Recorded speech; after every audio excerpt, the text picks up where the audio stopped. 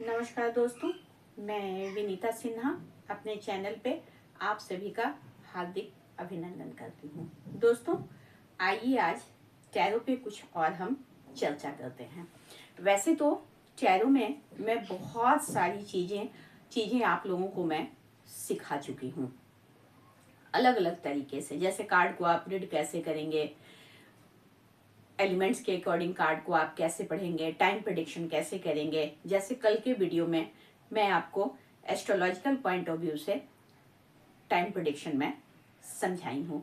तो आज मैं बात करूंगी सिंगल कार्ड रीडिंग पे कि आप किसी भी सिचुएशन के लिए आप सिंगल कार्ड से आप रीडिंग कर सकते हैं। वैसे जब आप रीडिंग करते हो तो अलग अलग सिचुएशन के लिए आप अलग अलग कार्ड स्प्रेड करते हो। जैसे 3 card spread, 5 card spread, 6 card spread, 11 card spread, इस तरीके से आप करते हो। लेकिन आज हम जानेंगे सिंगल कार्ड रीडिंग को कि आप किसी भी सिचुएशन के लिए सिंगल कार्ड से आप रीडिंग कर सकते हैं, जो आपको कम समय में और प्रोफेशनल तरीके से आप कार्ड को रीड कर पाओगे। जनरली जब हम कार्ड रीडिंग करते हैं, किसी के लिए भी करते हैं, तो हम प्रेजेंट की एनर्जी देखते हैं, उसकी कैरियर से रिलेटेड प्रॉब्लम को देखते हैं, लव लाइफ को हम देखते हैं, मनी रिलेटेड प्रॉब्लम को देखते हैं, हेल्थ रिलेटेड प्रॉब्लम को देखते हैं, स्पिरिचुअलिटी से रिलेटेड प्रॉब्लम को हम देखते हैं। तो आज हम सिंगल कार्ड से इन सारी प्रॉब्लम को हम सिंगल कार्ड से रीड करेंगे, जो आपको एक प्रोफेशनल टैरो कार्ड रीडर आपको बनाएगा। तो आइए देखते हैं।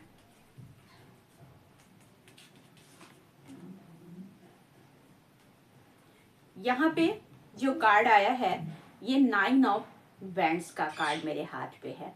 तो आज हम 9 ऑफ वैंड्स से हम एक सिचुएशन को देखेंगे। यहाँ पर जैसे आपने किसी के लिए रीडिंग की और आप सिंगल कार्ड से आपको रीडिंग करना है। जैसे यहाँ पर मैं उठाई हूँ 9 ऑफ वैंड्स के कार्ड को।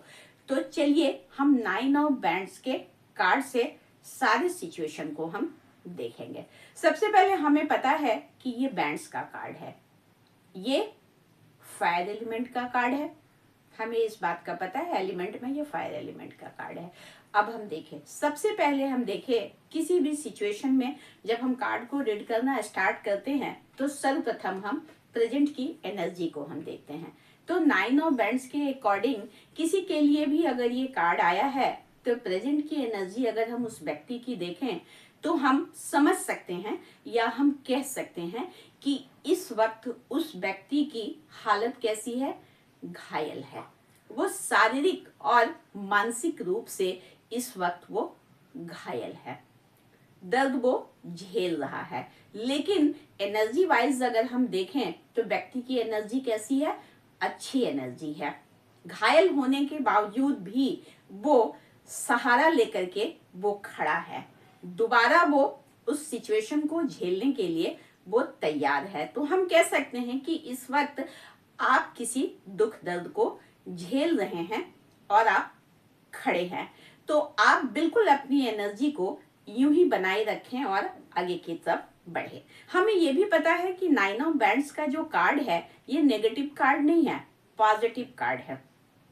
क्योंकि 9 ऑफ वैंड्स का कार्ड इंडिकेट करता है कि खुद के लिए खुद को आप खड़ा कीजिए, आप जीत जाएंगे।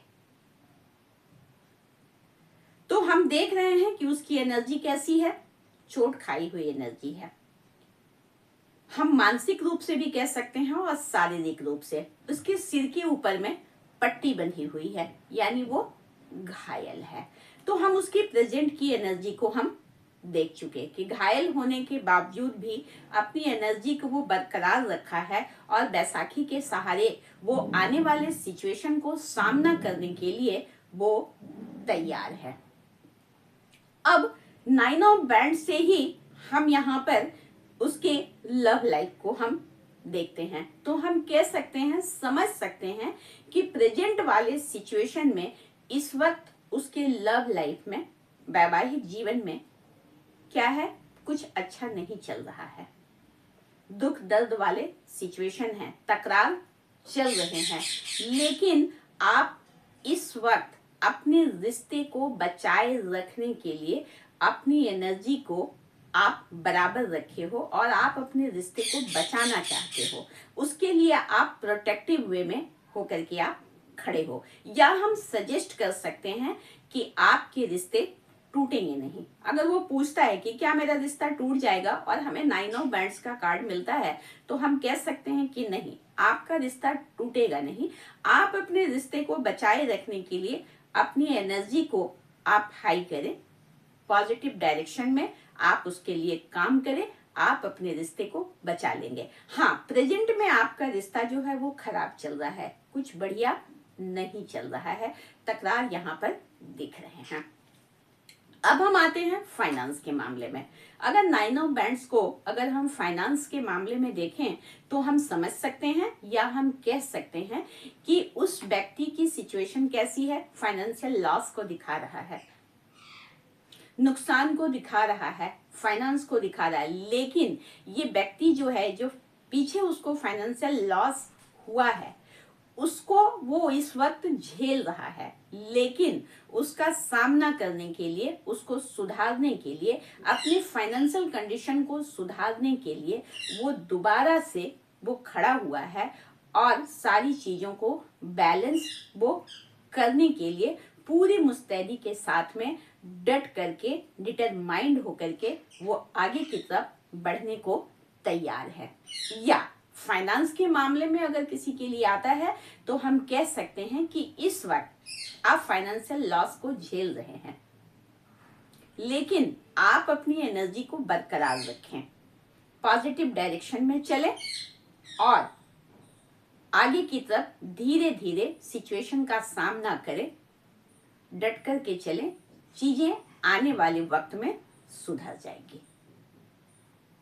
कैरियर के मामले में अगर हम देखें तो हम कह सकते हैं कि प्रेजेंट सिचुएशन में कैरियर में कुछ भी बढ़िया नहीं चल रहा है, लेकिन व्यक्ति अपने कैरियर में डिटरमाइंड होकर के सिचुएशन का वो सामना कर रहा है और आगे की तरफ बढ़ रहा है, तो अपने कैरियर को आने वाले वक्त में वो सुधार लेगा।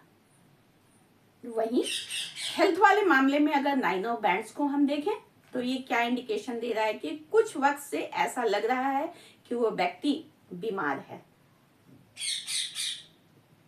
लेकिन इस वक्त बीमार होने के बावजूद अपनी एनर्जी को वो हाई करके, अपनी एनर्जी को रिक्रिएट करके आगे की तरफ बढ़ने को तैयार है। या सजेशन के तौर पे हम कह सकते हैं कि बेशक आप बीमार चल रहे हो, आपकी एनर्जी खत्म होती सी दिख रही है, आप बहुत परेशान हो, लेकिन आपको अपनी एनर्जी को बैलेंस करना है, बूस्ट करना है, रिक्रिएट करना है और आगे की तरफ आपको पॉजिटिव माइंड के साथ जो भी आपका ट्रीटमेंट चल रहा है उस ट्रीटमेंट को आप चलने दें, आने वाले वक्त में आप ठीक हो जाएंगे। वहीं स्पिरिचुअलिटी के मामले में अगर हम 9 ऑफ बैंड्स को देखें तो ये इंडिकेट कर रहा है कि प्रेजेंट वाले सिचुएशन में वो व्यक्ति अपनी एनर्जी को खो चुका है, सारी एनर्जी उसकी खत्म होती सी दिख रही है। तो आप सलाह दे सकते हैं, हम सलाह दे सकते हैं कि प्रेजेंट में आपकी एनर्जी जो है वो खत्म होती हुई दिख रही है, तो आपको अपनी एनर्जी को बैलेंस करना है, रिक्रिएट करना है।